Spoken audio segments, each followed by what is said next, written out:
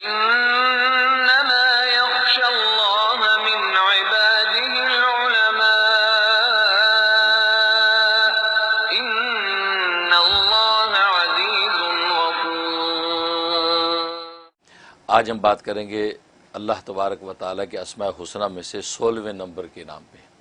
तो वह कि 16 नंबर है इस नाम का, और ये अल वहाबू, अल वहाबू ये नाम जो है अल्लाह तबारक व तआला का कुरान करीम में 3 मरतबा आया है मुख्तलिफ जगह पर। और इसका माना होता है सब कुछ अता करने वाला, सब कुछ अता करने वाला, उसको वहाब कहते हैं। और अल्लाह तबारक व तआला की ज़ात वहाब है, इसका मतलब कि वो ज़ात कि जो हर तरह की नेमत हर वक़्त हर लम्हा और हमेशा देती रहती है, उसको वहाब कहते हैं। इसलिए उलमा ने लिखा है कि वहाब अल्लाह तबारक व तआला के अलावा किसी और को नहीं कहा जा सकता, क्योंकि वहाब का मफ़हूम ही ऐसा है कि जो अल्लाह ही की ज़ात है, जो हर किस्म की नेमत देती है, हर वक्त देती है, हर लम्हा देती है और हमेशा देती रहती है।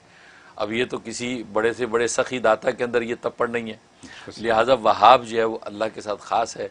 चुनांचे पुकारा भी जाए तो अब्दुल वहाब कह के पुकारना बेहतर है, क्योंकि वहाब सिर्फ अल्लाह ही की ज़ात है, कोई और नहीं है। हाँ, कोई और आदमी जब देता, किसी को तोहफ़ा दे दिया, हदिया दे दिया, तो उसको वाहिब कह सकते हैं, वाहिब। अच्छा। हाँ, वाव अलिफ और 2 चश्मी हा और बा, तो वाहिब उसको कहना जायज़ है गैरुल्लाह को, लेकिन जो गैरुल्लाह का वहाब नहीं कहना चाहिए, क्योंकि वहाब सिर्फ अल्लाह की ज़ात है। चुनांचे अल्लाह ने हर तरह की जिस्मानी, रूहानी, मादी, मानवी, ज़ाहिरी, बातनी हर तरह की नेमतें कायनात में फैला रखी हैं, और ये शान सिर्फ अल्लाह तबारक व तआला को हासिल है।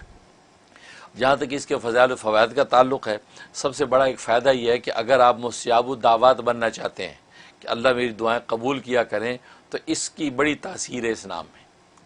सबसे आसान अमल यह है कि हर नमाज के बाद 7 मरतबा पढ़ें, सिर्फ 7 टाइम पढ़ना है। जब आप दुआ करने लगे तो 7 मरतबा या वहाबू पढ़ें, उसके बाद अपनी दुआएं मांगें। तो क्या कि 5 नमाज़ों के अंदर आपने गोया कि 7 मरतबा या वहाबू का विर्द करना है, तो इंशाअल्लाह आपको अल्लाह तबारक व तआला मुस्ताजब दावत के मुकाम पर कायम कर देंगे। सुभान।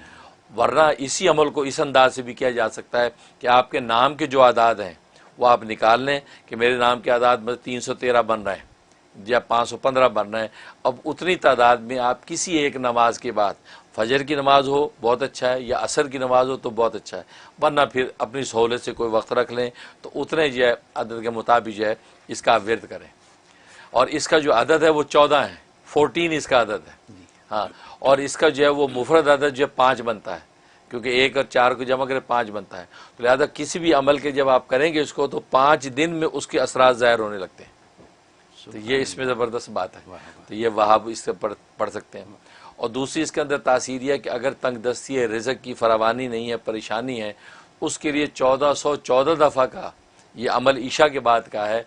अव्वल आखिर 14 ही मरतबा दुरूद शरीफ, यानी जो इसका अदद है उसी की तादाद को सामने रख के आपने 1414 दफ़ा पढ़ना है, अव्वल आखिर 14 दफ़ा दुरूद शरीफ के साथ। और ये आपने जो है 41 डेज़ की नीयत से शुरू करना है। तो मैंने बताया हर 5 दिन के बाद इसकी तासीर ज़ाहिर होती है। जब उसी तरह आप खुद देखते रहेंगे इंशाअल्लाह कि 5-5 दिन के बाद उसके अंदर इंशाअल्लाह तरक्की और तासीर बढ़ती जाएगी। ये इसमें